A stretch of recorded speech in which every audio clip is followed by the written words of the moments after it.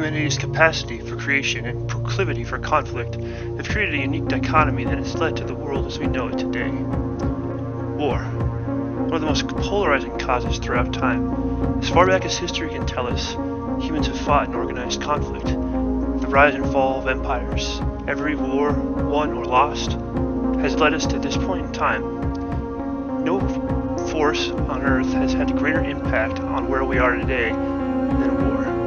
And no technology up to 1940 has had a greater impact on the way war was fought than the advent of gunpowder.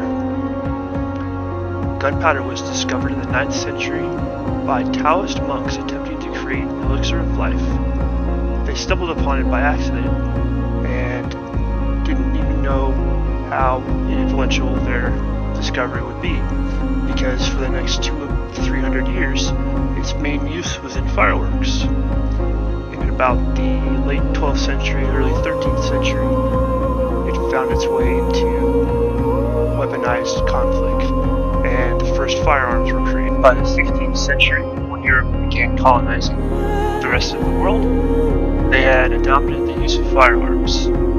This gave them a distinct advantage over indigenous populations who did not have the benefit of gunpowder or firearms, and they were often, despite overwhelming numbers, defeated by technologically superior European invaders.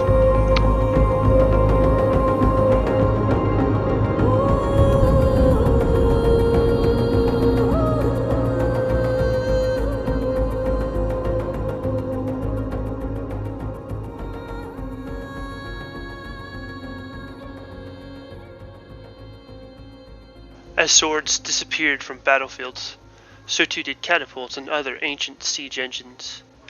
Artillery allowed armies to devastate their enemy from miles away, and upgrades in automatic firepower led to the machine gun. In World War I, tactics had not yet caught up to these advances in technology. The result, 20 million people, civilian and soldier, lost their lives. The players in World War II were mostly the same, but advances in technology and strategy meant that killing could be done more efficiently and with greater effect. When it was all said and done, after the fallout settled, the world was primed to become the world we know today, more or less. And centuries after its discovery, gunpowder is still used in warfare today.